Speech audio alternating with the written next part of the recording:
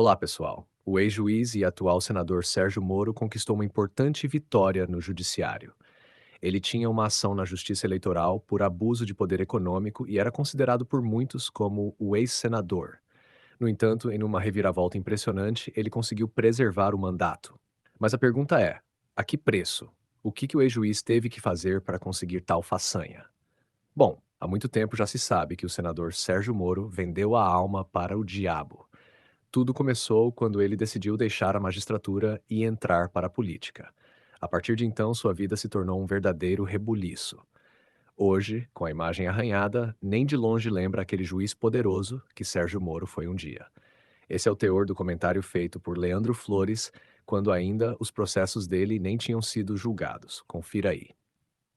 Mas antes peço para você se inscrever no canal, deixar um like e compartilhar esse conteúdo com todos os seus amigos. Confira aí o comentário do nosso jornalista Leandro Pois então, Flores. pessoal, falando um pouquinho sobre Sérgio Moro, ele saiu de uma carreira de magistratura, uma carreira consolidada, um dos homens mais poderosos do Brasil, né, quiçá do mundo, chegou a ser destaque na revista Forbes e em outras revistas aí. Já foi convidado para várias palestras internacionais, né, palestra nos Estados Unidos.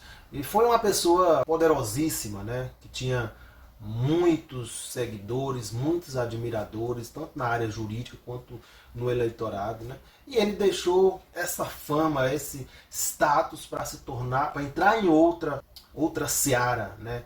Talvez ali por ambição política de chegar ao STF ou de ser presidente da República. Ele saiu dessa esfera jurídica que ele tinha até então, esse status que ele tinha, e foi para a política, dando margem assim para as pessoas que o acusavam de ser um juiz parcial, de ser um juiz tendencioso ali, que queria, né, ter ganhos políticos. E ele acabou dando razão para essas pessoas. Olha só vocês, que ironia, né? O PL e o PT juntos no mesmo propósito de derrubar, de caçar um senador, um aliado inclusive, né, do Bolsonaro, que ele foi aliado, ele apoiou o Bolsonaro. Mas vejam vocês, o Sérgio Moro, a Lava Jato em si, já teve muita repercussão, muito status. Era um movimento que estava indo de encontro com o sistema, chegou a prender várias pessoas suspeitas comprovadamente que roubou, que chegaram até devolver milhões e milhões de reais. Várias pessoas confessaram abertamente através de delação premiada, né?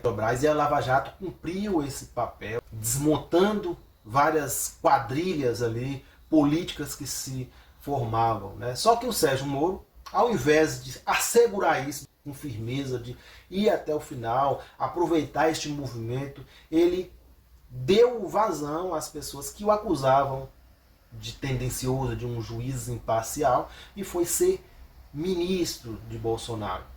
Chegando lá na política, chegando na política, ele não soube lidar, ele achava que ainda era juiz. Né? Então começou a ter conflito com o Bolsonaro. Bolsonaro olhou para Sérgio Moro e falou: esse cara é um inimigo. Né? Então Bolsonaro partiu para cima do Sérgio Moro, tentando desqualificá-lo, até que ele pedisse demissão. Ontem houve uma pressão, ele pediu demissão, saiu atirando e perdeu status também, né? Esse status, esse engajamento político que ele tinha nessa parte aí, ele perdeu e foi ser o quê? Foi trabalhar justamente para uma empresa que era ligada ao Odebrecht de alguma maneira, dando novamente vazão, né, aos comentários, muitos comentários que ele era imparcial. Enfim, aí voltou ao Brasil, se filiou ao Podemos, né? Começou a ter várias entrevistas falando que ia ser candidato a presidente da República e tal. E chegou no último dia, traiu o Podemos e foi para o União Brasil, achando que lá ele tinha mais espaço. Chegando lá no União Brasil, União é um partido de caciques, e a União Brasil simplesmente olhou para ele e falou: não, aqui você não vai ser o que você quiser. Se você quiser ser alguma coisa, vai ser deputado federal. Ele se recusou a ser deputado, e como ele queria ser presidente, como não pôde ser, o partido não aprovou a sua candidatura, ele disse que queria ser senador por São Paulo. A União Brasil já tinha planos para São Paulo nessa parte aí, E ele, desesperado, foi para o Paraná, né? Chegando lá no Paraná, só que o Paraná tinha outro empecilho, que era a candidatura do Álvaro Dias. Álvaro Dias era um aliado seu, inclusive foi o Álvaro Dias que o convidou para a política, né? Das pessoas que o convidaram para a política. E chegando lá, ele traiu o Álvaro Dias, se candidatou a senador e foi eleito. Chegando no Senado, ele está perdido, completamente perdido, não se engajou. Teve aí vários momentos aí de desprestígio, né? Um desses momentos foi tirar a foto com o Flávio Dino, então, né, que ele criticava tanto, tirou foto rindo ali, isso pegou muito mal para o público dele, né? E agora Moro está sendo até ser preso, né? Porque está tendo uma ação contra ele também no CNJ.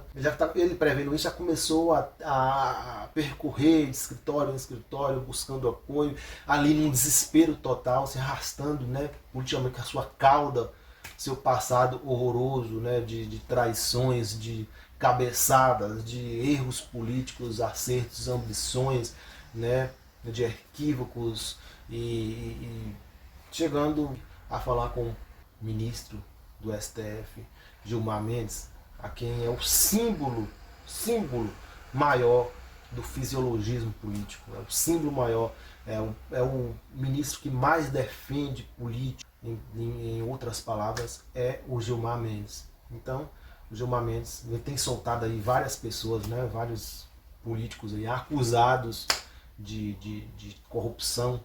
O Gilmar Mendes é o símbolo maior da política fisiológica que vai de encontro com o pensamento da sociedade. O Gilmar Mendes tem esse perfil. E o Sérgio Moro sempre bateu de frente com ele, inclusive houve casos aí, né, dele falar ali espontaneamente do Gilmar Mendes, que ele vendia sentenças e tal. Ele visitou o Gilmar Mendes em busca de apoio político e teve que ouvir muita coisa. Ele está numa situação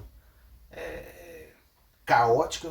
O Gilmar Mendes está no alto, né? Até porque ele é o decano do STF, ele tem apoio, aí a poder mudou, né? Então, Gilmar Mendes está de vento em popa. Há quem diga que, além do STF desfazer várias decisões do Sérgio Moro, anular delações e várias outras coisas aí, está em voga agora a volta do fórum privilegiado. Veja vocês, aonde a gente vai parar, né? Tudo isso por conta da ambição do seu Sérgio Moro, do senhor Deltan Dallagnol, né? De querer ser muito mais do que ele tinha.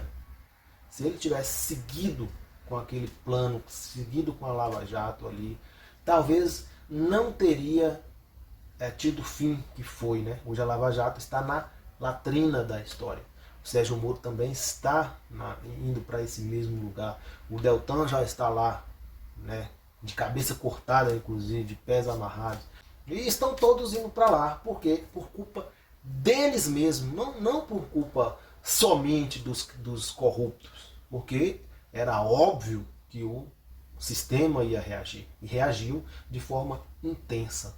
Então o Sérgio Moro hoje se tornou nada mais, nada menos que um cadáver ambulante. O que muitas vezes a gente via pessoas defendendo a Lava Jato, o Sérgio Moro, na época da Lava Jato, hoje essas mesmas pessoas jogam pedras, né? O Josias de Souza, por exemplo, que hoje é um dos críticos que faz análise aí condenando o Sérgio Moro, já falou isso, para vocês verem. O ministro Edson Fachin, relator da Lava Jato, divulgou nesta semana um balanço sobre o andamento da operação no Supremo Tribunal Federal. Fez isso a pretexto de demonstrar que a coisa caminha bem. O esforço saiu pela culatra.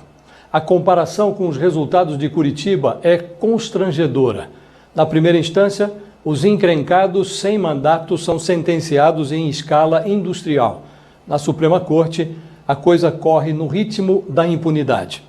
Em 4 anos e 9 meses, Curitiba produziu 226 condenações contra 146 pessoas. Algumas foram condenadas mais de uma vez. Juntas, as sentenças somam 2.120 anos, 5 meses e 20 dias. No Supremo, houve uma mísera condenação. Um deputado federal foi sentenciado a 13 anos, 9 meses e 10 dias de cadeia. No Paraná estão em cana ou já passaram pela cadeia estrelas da oligarquia político-empresarial. Gente como Lula, Eduardo Cunha, Léo OAS Pinheiro e Marcelo Odebrecht. O único condenado no Supremo, o deputado paranaense Nelson Meurer, do baixo clero do Partido Progressista, está solto. A comparação entre a primeira e a última instância do judiciário não é perfeita. Juízes de primeiro grau julgam sozinhos, monocraticamente, como se diz, e os ministros da Corte Suprema tomam decisões colegiadas. O processo decisório é mais complexo. Ainda assim, é impossível ignorar os dados. A coisa fica ainda mais espantosa quando se considera que, além de não produzir condenações, o Supremo manda soltar condenados em segunda instância, como fez com José Dirceu, que coleciona 41 anos de cadeia. Que Ricardo Lewandowski não nos ouça, ele pode chamar a Polícia Federal, mas a cadência que o Supremo imprime à Lava Jato é uma vergonha. Para vocês verem como as coisas mudam, né? E hoje ele fala isso. A morte é anterior a si mesma, começa bem antes do sepultamento. É todo um lento processo. A Lava Jato, por exemplo, começou a morrer no final de 2018, quando Sérgio Moro trocou o altar de Curitiba pelo Serpentário de Brasília. O velório acontece agora na segunda turma do Supremo Tribunal Federal. Já está entendido que Sérgio Moro não vai para o céu.